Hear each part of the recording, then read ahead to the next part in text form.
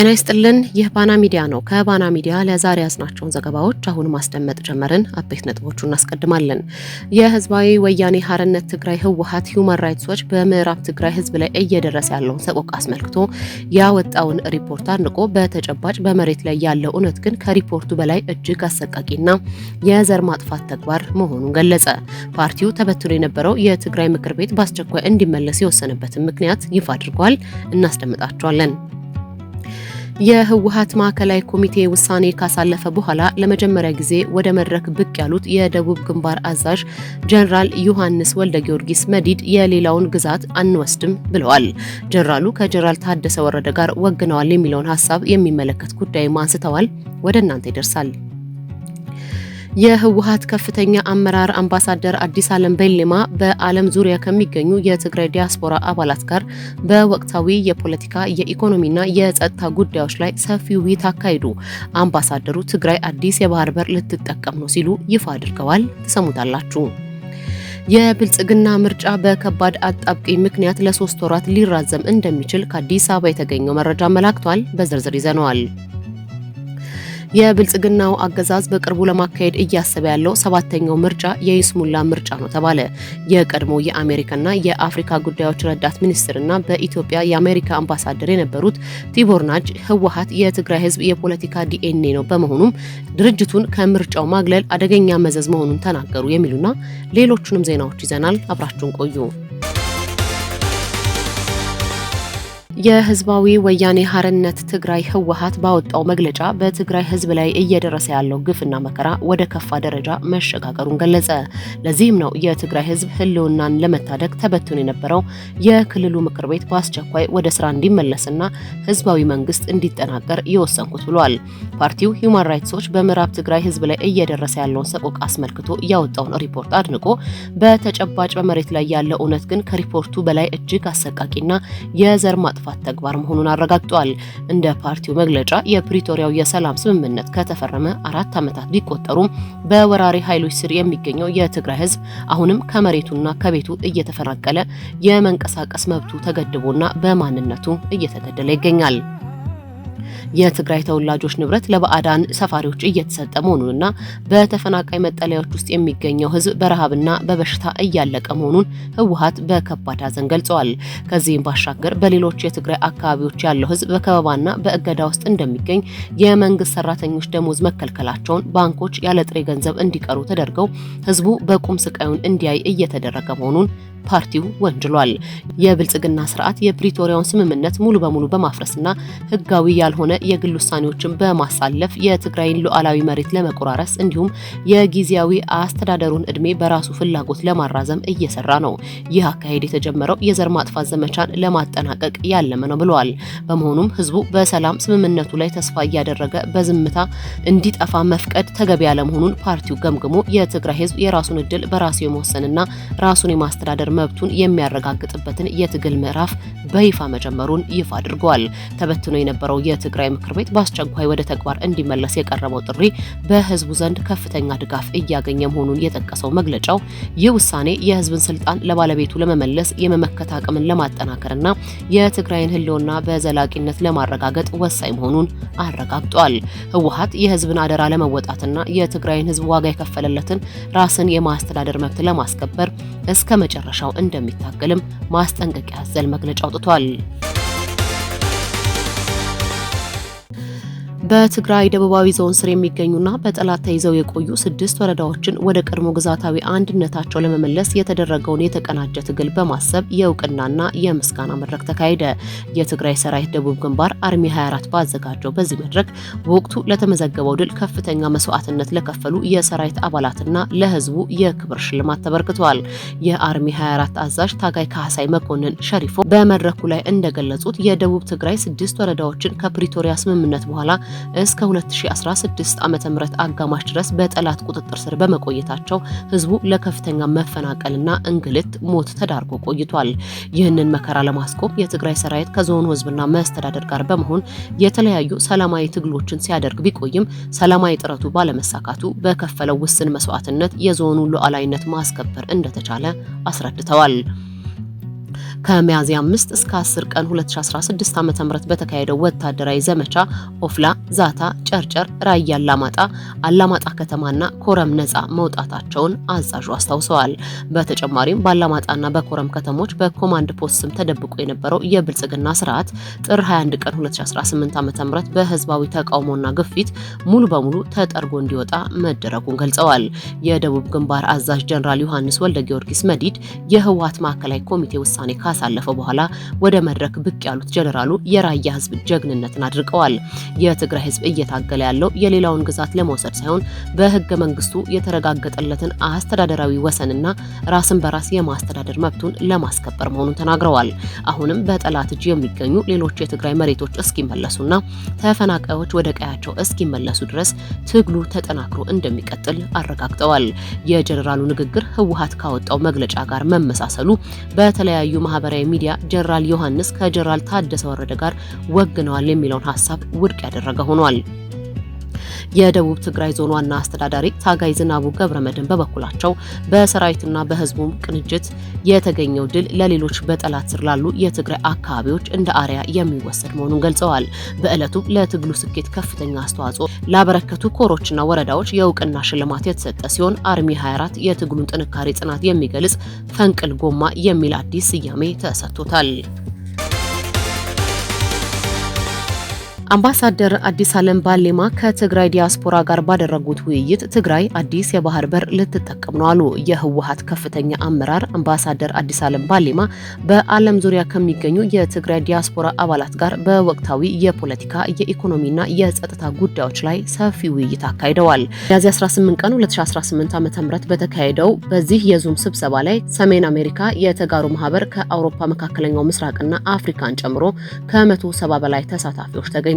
አምባሳደር አዲስ ዓለም በትግራይ ክልል ያለውን ወቅታዊ ሁኔታ ሲያብራሩ በትግራይ የነበረው ጊዜያዊ መንግስት ስራውን ማጠናቀቁንና የስልጣን ክፍተት እንዳይፈጠር ቀደም ሲል ተበትኖ የነበረው የትግራይ ምክር ቤት በቅርቡ ተጠርቶ ስራ እንደሚጀምር አስታውቀዋል። ይህ ውሳኔ የተላለፈው በፌዴራል መንግስቱ ላይ ተስፋ በመቆረጡ መሆኑን የገለጹት አምባሳደሩ አዲስ የሚመሰረተው መንግስት ምሁራንን፣ ታጋዮችን፣ ነጋዴዎችን፣ ወጣቶችና ሴቶችን ያካተተ እንደሚሆን አረጋግጠዋል። ህወሓት ስለ ምክር ቤቱ መመለስ ለዓለም አቀፉ ማህበረሰብ ዝርዝር ማብራሪያ እንደሚያቀርብም ገልጸዋል። አምባሳደሩ በንግግራቸው ህወሓት ለዚህ ውሳኔ የደረሰው የብልጽግና መንግስት ፕሪቶሪያን አፍርሶ በትግራይ ላይ ሁሉንም መሰረተ ልማቶች መዝጋቱ ነው ብለዋል። የብልጽግና አገዛዝ ብቸኛ ያልተዘጋው መሰረተ ልማት ስልክና ኢንተርኔት ነው፣ እሱም ቢሆን መረጃ ለማግኘትና ለመሰለል እንዲመቻቸው ነው ሲሉ የፌዴራል መንግስቱን አካሄድ ነቅፈዋል። የክልሉ የኢኮኖሚ ቀውስን በተመለከተ ለወራት ያልተከፈለው የመንግስት ሰራተኞች ደሞዝ ከፍተኛ ማህበራዊ ጫና መፍጠሩን አምባሳደሩ ተናግረዋል። ይህንን ችግር ለመቅረፍም ከወረዳዎች የሚገኝ የውስጥ ገቢና ከነጋዴዎች የሚሰበሰብ ድጋፍን በመጠቀም ደሞዝ ለመክፈል ጥረት እየተደረገ መሆኑን ገልጸዋል። ከዚህ ባለፈ የሌሎች ሀገራትን ተሞክሮ በመቀመር ከጎረቤት ሀገራት ሱዳንና ኤርትራ ጋር የባህር በር የመጠቀም ስትራቴጂያዊ እቅዶችን እየነደፉ መሆኑን ጠቁመዋል። ሰላም ቀዳሚ ምርጫ ቢሆንም የትግራይን ህዝብ ለመበተን የሚሰሩ የጠላት ሴራዎችን ለማክሸፍ ሲባል ከማንኛውም ኃይል ጋር በታክቲክ ደረጃ ተቀራርቦ መስራት እንደሚያስፈልግም ገልጸዋል። የብልጽግና ምርጫ በከባድ አጣብቂኝ ምክንያት ለ3 ወራት ሊራዘም እንደሚችል ከአዲስ አበባ የተገኘው መረጃ አመልክቷል። ምርጫው የሚራዘመው ተቃዋሚ ፓርቲዎች ተጨማሪ ድል እንዲያገኙ በሚል የዳቦ ስም ቢሆንም ነገሩ ግን ብልጽግና ላይ በደረሰው ከፍተኛ ሀገራዊ ጫናና ቀውስ ምክንያት እንደሆነ ተነግሯል። በተለይ ከትግራይ ከህወሓት በኩል የመጣበት አጣብቂኝና አለመግባባት አገዛዙን ምርጫውን ለማራዘም የሚያደርስ ውሳኔ ለማሳለፍ ጭምር ሳያስገድደው እንደማይቀር በመነገር ላይ ነው። በተለይ ከሰሞኑን አብይ አህመድ ያደረገው እንቅስቃሴ ከከሸፈ በኋላ ትኩረቱን በትግራይ ህዝብ ላይ በማድረግ ለሌላ ወረራ በመዘጋጀት የምርጫው ጉዳይ ሊያቆመው እንደሚችል ተነግሯል። የታዛቢዎች ምልከታ ይህ ቢሆንም የብልጽግና ከፍተኛ ባለስልጣናት አደም ፋራህና አገኘው ተሻገር በቅርቡ ግምገማ ያደረጉ ሲሆን የምርጫ ሁኔታና ተያይዞ የሚመጣው ቀውስ ዋነኛ ትኩረታቸው ሆኗል። ከትግራይ ወረራ በተጨማሪ ምርጫው ሲቃረብ ሊከሰቱ ይችላሉ የተባሉ ሌሎች ሀገራዊ ችግሮችንም ብልጽግና በጥልቀት መገምገሙ እየተነገረ ነው። የፓርቲው ምክትል ፕሬዝዳንት አደም ፋራህ በውስጥ ያሉ ኃይሎች ምርጫውን ለማደናቀፍ እየሰሩ ነው በማለት የከሰሱ ሲሆን በትጥቅ የታጀበ እንቅስቃሴ ሊኖር እንደሚችልም አስጠንቅቀዋል። በከተሞች ያለው አዝማሚያ ጥሩ እንዳልሆነ የገለጸው ምክትል ፕሬዝዳንቱ አደም ፋራህ በተለይ በአዲስ አበባ የተፈጠረው መነቃቃት ለህዝባዊ አመጽ ምክንያት ሊሆን እንደሚችል ዘርዝረዋል። ይህ ግምገማ አገዛዙ የህዝብ ስሜትን ከማድመጥ ይልቅ የስልጣን ወንበሩን ለማራዘም ምን ያህል እንደተጨነቀ ያሳየ ተደርጎ ተወስዷል። በተለይ በአዲስ አበባ ፖሊስ ኮሚሽን ላይ የማጥራት ስራ እንዲከናወን አቅጣጫ የተቀመጠ ሲሆን የፖሊስ አባላትና አዛዦች ማንነት ትኩረት እንዲሰጠው ትዕዛዝ ተላልፏል ተብሏል። የብልጽግናው የደህንነት መስሪያ ቤት ከዚህ ቀደም አገኘው በተባለው መረጃ መሰረት የአዲስ አበባ ፖሊስ ኮሚሽን ቦታን በጀነራል አስራት ዴኔሮ የተካ ሲሆን በወቅቱም ብልጽግና እርምጃውን የወሰደው ካለበት የህዝብ አመጽ ስጋት አንጻር ወንበሩን እንዳያጣ ዝግጅቱን ለማድረግ እንደነበረ መዘገቡ አይዘነጋም። አሁንም ይህንን የሚያጠናክር መንገድ በተለይም በዚህ ተቋም ውስጥ ክትትሉም ሹምሽሩም እንደቀጠለ ነው ይባላል። ከዚህ ውስጥ ደግሞ በቦሌ ክፍለ ከተማ ፖሊስ መምሪያ ውስጥ ያሉ አመራሮች በኦህዴድ መተካታቸው ነው። ሌላው ብልጽግናን ያሰጋው ጉዳይ ፓርቲዎች በመጨረሻ ሰዓት ራሳቸውን ከምርጫ ያገላሉ የሚል ነው።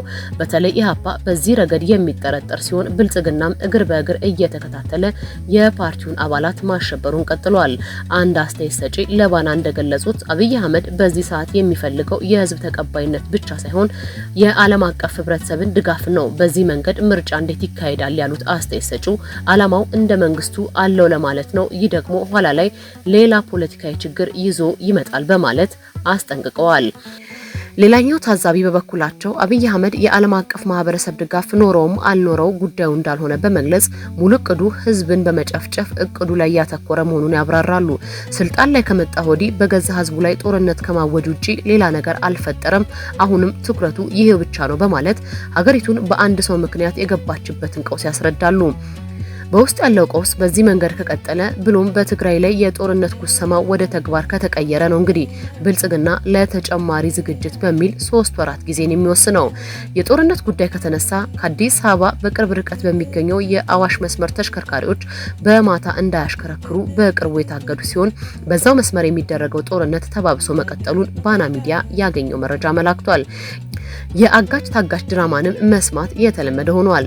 ከፈለጋችሁ አልቅሱ እኛ ጥሩ ላይ ነን የሚለው ደግሞ ተራ በተራ የብልጽግና ሰዎች የሚቀባበሉት መልእክት ሆኗል።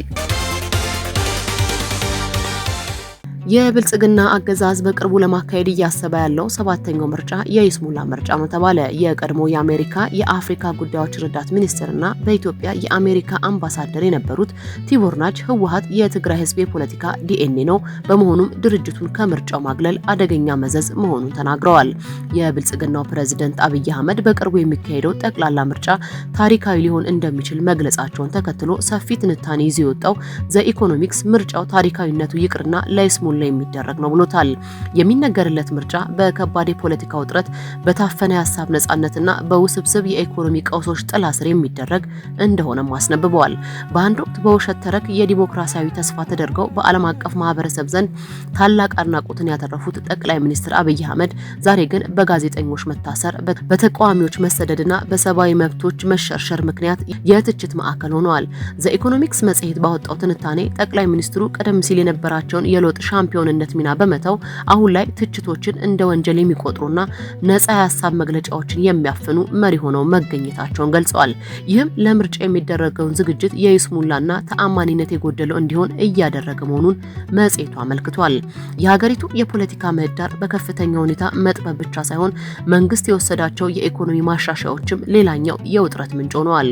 የአብይ አህመድ አገዛዝ የምንዛሬ ተመንን በገበያ እንዲወሰን ማድረጉ ምንም እንኳን በዓለም አቀፍ የገንዘብ ተቋማት ዘንድ አድናቆትን ቢያተርፍም በተራው ዜጋ ላይ ግን ሊቋቋሙት የማይችሉትን የኑሮ ውድነት ጭኖባቸዋል። ይህ የኢኮኖሚ ጫና ከመንግስት ፖለቲካዊ ተቀባይነት መሸርሸር ጋር ተዳምሮ በምርጫው ሂደት ላይ አሉታዊ ተጽዕኖ ሊያሳድር እንደሚችል አስፍሯል። ይህ በእንዲህ እንዳለ የቀድሞ የአሜሪካ የአፍሪካ ጉዳዮች ረዳት ሚኒስትርና በኢትዮጵያ የአሜሪካ አምባሳደር የነበሩት ቲቦር ናጅ የኢትዮጵያ ወቅታዊ ሁኔታን አስመልክቶ ጠንከር ያለ ትችት ሰንዝረዋል። አምባሳደሩ በተለይ መንግስት ህወሓትን ከምርጫ ቦርድ ምዝገባ ሰርዞና የትግራይ ክልልን ሙሉ በሙሉ ተሳትፎ ሳይለይ ወደ ምርጫ ለመግባት ማቀዱ ውሃ እንደመውቀጥ ነው ሲሉ ገልጸውታል። እንደ አምባሳደር ናጂ እምነት ህወሓት የትግራይ ህዝብ የፖለቲካ ዲኤንኤ ነው።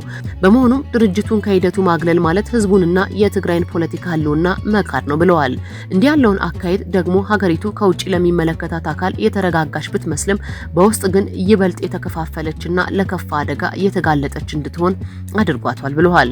ስለሆነም ኢትዮጵያ ወደ ምርጫ የምታደርገው ጉዞ ካለፈው ስህተት ያልተማረ ብሔራዊ እርቅን ያልተከተለና ወሳኝ የሆነ የፌዴራሊዝም ጥያቄዎችን ያላካተተ በመሆኑ ሀገሪቱ ወደ ባሰ አለመረጋጋት ልታመራ እንደምትችል አስጠንቅቀዋል። በቀጠናው ዲፕሎማሲያዊ ረገድም አምባሳደር ናጂ የአሜሪካው የዶናልድ ትራምፕ አስተዳደር ከኤርትራ ጋር ለመታረቅ የሚያደርገውን ጥረት በጥርጣሬ ተመልክቶታል። ከዚህ ይልቅ አሜሪካ ከሶማሌላንድ ጋር የምታደርገው ግንኙነት ውጤታማ ሊሆን እንደሚችል ጠቁመዋል። የአሜሪካው ፕሬዝዳንት ዶናልድ ትራምፕ ለ2 ወራት ገደማ የዘለቀውን የኢራንና የአሜሪካን ጦርነት ለመቋጨት ቴሄራን ፍላጎቱ ካላት በስልክ መነጋገር እንደሚችሉ ገለጹ። ፕሬዝዳንቱ ለፎክስ ኒውስ በሰጡት ቃለ መጠይቅ መነጋገር ከፈለጉ ማውራት እንችላለን፣ ነገር ግን ሰዎችን አንልክም በማለት ኢራን ድርድር ከፈለገች ቀጥተኛ የስልክ ጥሪ ማድረግ እንዳለባት አሳስበዋል። ትራምፕ አክለውም ለድርድሩ ዋነኛ ቅድመ ሁኔታ ኢራን የኒውክሌር መሳሪያ ባለቤት አለመሆን እንደሆነና ይህ ካልሆነ ግን የመገናኘት ምክንያት እንደሌለ አስረግጠው ተናግረዋል። ይህ በእንዲህ እንዳለ የኢራን የውጭ ጉዳይ ሚኒስትር አባስ አራግቺ በሩሲያ ጉብኝት በማድረግ ላይ ሲሆኑ በሞስኮ ከፕሬዝዳንት ቭላድሚር ፑቲን ጋር ተገናኝተው መክረዋል። በውይይቱ ወቅት ፕሬዝዳንት ፑቲን ሩሲያ በመካከለኛው ምስራቅ በተቻለ ፍጥነት ሰላም እንዲመጣ ማንኛውም አይነት ጥረት እንደምታደርግ ገልጸዋል።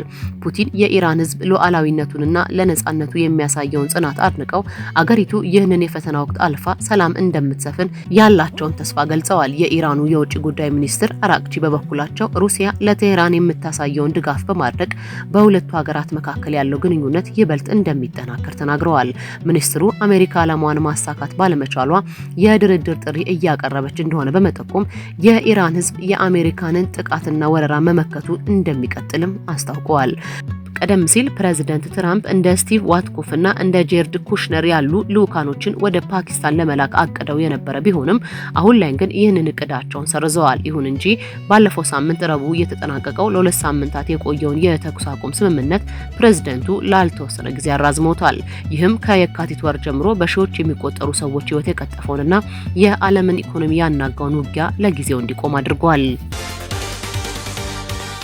ተከበራችሁ የባና ሚዲያ ተከታታዮች ለዛሬ ያዝናቸው ዜናዎች እነዚህን ይመስሉ ነበር። ስለተከታተላችሁን ከልብ እናመሰግናለን። መረጃዎቻችን ለሌሎችም እንዲደርሱ ቪዲዮውን ላይክ እና ሼር ማድረጋችሁን እንዳትረሱ። ለቻናላችን አዲስ የሆናችሁ ደግሞ ሰብስክራይብ በማድረግ የቤተሰባችን አካል ይሁኑ።